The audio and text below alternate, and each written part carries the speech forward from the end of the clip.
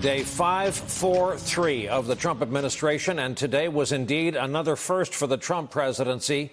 For that matter, this was a first for the American presidency. Following their meeting in Helsinki, the president wasn't soft on Vladimir Putin, as some had feared. He embraced him. He validated him. He sided with Putin over the home team when given the chance. He went on to attack his own people and institutions while standing next to the Russian president. We have never seen or heard anything like this from an American president on soil, foreign or domestic. But motivated perhaps by a deathly fear that his own election may be seen as illegitimate, he delivered what a veteran U.S. diplomat called the single most embarrassing performance he's ever seen on the world stage. Tonight, a former defense secretary and CIA director called this perhaps the most tragic day in the history of the presidency. The president returned from Helsinki tonight, an overseas trip that has left a lot of damage behind. Think of it. He criticized American allies, most especially NATO. He insulted the British Prime Minister. And just a day prior to this summit with Putin, he called the European Union a foe of the United States. Trump and Putin were alone together for over 2 hours. What they discussed, what they agreed to, is known only to those two men and their interpreters. Then came the news conference. The president invoked Hillary Clinton's emails. He relitigated his election victory in the Electoral College. And when challenged on Russia's successful hack of our election, he went after the Mueller investigation. I hold both countries responsible. I think that the United States has been foolish. I think we've all been foolish. I think we're all to blame. I think that the probe is a disaster for our country. I think it's kept us apart. It's kept us separated. There was no collusion at all. On the upside, we got to hear that Putin wanted Trump to be elected. The most remarkable comments from the president were in response to a question from Jonathan Lemire of the Associated Press, our frequent contributor around here, who is standing by to join us. Here is what he asked the president. President Putin denied having anything to do with the election interference in 2016. Every U.S. intelligence agency has concluded that Russia did. My first question for you, sir, is who do you believe? My second question is, would you now, with the whole world watching, tell President Putin, would you denounce what happened in 2016, and would you warn him to never do it again? So let me just say that we have two thoughts. You have groups that are wondering why the FBI never took the server. Why haven't they taken the server? My people came to me, Dan Coates came to me, and some others. They said they think it's Russia. I have President Putin. He just said it's not Russia. I will say this. I don't see any reason why it would be. I have great confidence in my intelligence people, but I will tell you that President Putin was extremely strong and powerful in his denial. Even one of the president's most steadfast supporters was stunned by what he saw and heard today. Newt Gingrich, former House Speaker, called on Trump to clarify his comments and described them as, quote, the most serious mistake of his presidency. Late this afternoon, the Director of National Intelligence, you heard his name there, Dan Coates, whose judgment the president went against, sent out this statement. The role of the intelligence community is to provide the best information and fact-based assessments possible for the president and policymakers. We have been clear in our assessments of Russian meddling in the 2016 election and their ongoing pervasive efforts to undermine our democracy, and we will continue to provide unvarnished and objective intelligence in support of our national security. Sources tell NBC News Coates' statement was not approved by the traveling White House before its release. While Trump may have doubts about the intel surrounding the Russia investigation and Mueller's latest indictment of the 12 Russian agents, there was also this offer from Putin to help with the prosecution of the accused. We can actually permit official representatives of the United States, including the members of this very commission headed by Mr. Mueller. We can let them into the country and they will be present at this questioning.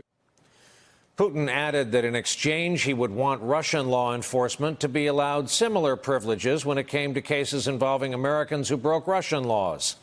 Tonight, The Washington Post has new reporting on the White House view of all of this. Quote, Ahead of the meeting, staffers provided Trump with some 100 pages of briefing materials aimed at laying out a tough posture toward Putin, but the president ignored most of it, according to one person familiar with the discussions who requested anonymity to disclose internal deliberations.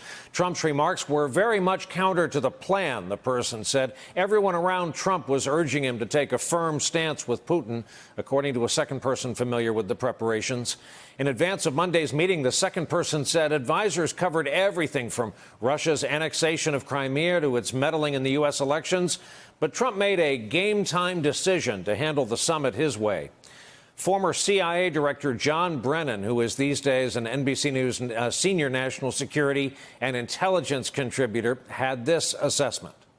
Well, I was watching the press conference in real time, and I was quite shocked and appalled at what I was hearing and what I was not hearing. Today was a new low, even for Donald Trump. The way he cowered, seemingly in fear of Mr. Putin, and refusing to acknowledge and to equate U.S. intelligence, U.S. law enforcement, the U.S. justice system with the amount of trust and confidence he has in Mr. Putin, outrageous. It's something that is a disgrace, and that all Americans should be ashamed of that performance. We should tell you, just for saying what he did there, John Brennan was called a hack tonight on Fox News. Let's bring in our leadoff panel on a Monday night. The aforementioned Jonathan Lemire, White House reporter for the Associated Press, just off Air Force One with the return trip from the president. Julia Yaffe's back with us, a Russian-born journalist who has covered Putin for years, currently a correspondent with GQ. Peter Baker, chief White House correspondent, New York Times, also happens to be, germane for this conversation, former Moscow co-bureau chief for the Washington Post. And remaining in Helsinki tonight because he needed further punishment, Michael McFaul, former U.S. ambassador to Russia, also the author of a new book, From Cold War to Hot Peace, an American ambassador in Putin's Russia, a book that's been out for just a few weeks, but actually pulls off the miracle of becoming more timely with every passing day. Well, Mr. Lemire, we're going to begin with you. I first note you were called distinguished colleague today by President Putin, so good on you for that. My question is, was your question, your leadoff question, the kind of thing you walk around with in your back pocket? When you cover the White House, you always have one in case you're called upon. A. B, were you given any indication, because of Associated Press's global reach, that they were coming to you, and how did it feel in the moment? Hey, Brian, good to see you. Joint Base Andrews, where Air Force One landed a short time ago, is over my shoulder here. It's a long way from Helsinki. To answer that question, no. The White House did not tell myself or my colleague from Reuters, Jeff Mason, who was the other American journalist given a question tonight. We were given no notice that that was going to happen. You hit it exactly right. You always have a few questions ready. You never want to be caught prepared, and particularly in a moment like this, a summit where the whole world was watching, where Donald Trump was going to stand just a few feet away from Vladimir Putin, the person that the U.S. intelligence services believe played a role in the interference in the 2016 election in an effort to help Trump win. You know, you wanted to have something there. And this moment felt like the perfect occasion for that question, to ask the President Trump, who do you believe? Do you believe President Putin, who again denied today that he had anything to do with, that Russia had anything to do with the election interference? Or do you believe your own U.S. intelligence agencies? And Donald Trump chose not to answer. And by doing so, he made it clear he wasn't picking his own team. And that is a remarkable event. We in this beat, you always want to make sure you have the capacity to be surprised. And he has said things of this nature before, but to do so today on foreign soil at this summit, standing a few feet from Vladimir Putin, really was stunning stuff. You sure received a lot of compliments from your colleagues in the news business for your performance there in the moment. I want to play for our audience the exchange from you to Putin about the subject of dirt on Donald Trump. We'll talk about it on the other side. Does the Russian government have any compromising material on President Trump or his family? Yeah, I did heard these rumors that we allegedly collected compromising material on Mr. Trump when he was visiting Moscow. When President Trump visited Moscow back then, I didn't even know that he was in Moscow. Please just disregard these issues and don't think about this anymore again. Jonathan, a number of people mentioned that while the answer was verbose, there was not a denial buried in there. I got to say, Brian, that was a pretty good question. Yes, he did not. He went on for a while there and sort of talked around it and said that, it would be impossible, almost like the logistics of it would be such that you couldn't keep track of every, prominent American businessman who was in Russia. And that may be true, but he did not actually deny having any sort of damaging information about President Trump or his family. And in this setting, I have to say, this is the question that I think every American journalist wanted to ask. And I was fortunate enough to have the ability to do that today. Vladimir Putin does not take questions from American journalists often. And in this moment, that was something that has been talked about, has been linked to the Mueller investigation, though, of course, is not the cause of the Mueller investigation.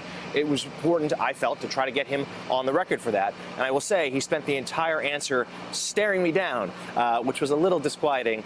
We certainly know his track record with journalists. But, I'd like to point out that the president, Trump, then followed up after the Putin soundbite you just played and said, well, if there had been something that would have come out already, and again tried to point to corruption within the Department of Justice, pointing to the FBI agent Peter Strzok and the incriminating text messages that revealed that he didn't like President Trump.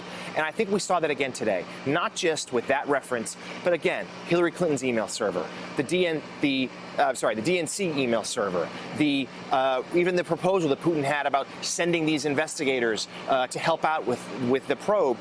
President Trump, we see it time again, latches on to sort of the newest shiny object in order to distract from the steady work of the special counsel probe. Hey there, I'm Chris Hayes from MSNBC. Thanks for watching MSNBC on YouTube. If you want to keep up to date with the videos we're putting out, you can click subscribe just below me or click over on this list to see lots of other great videos.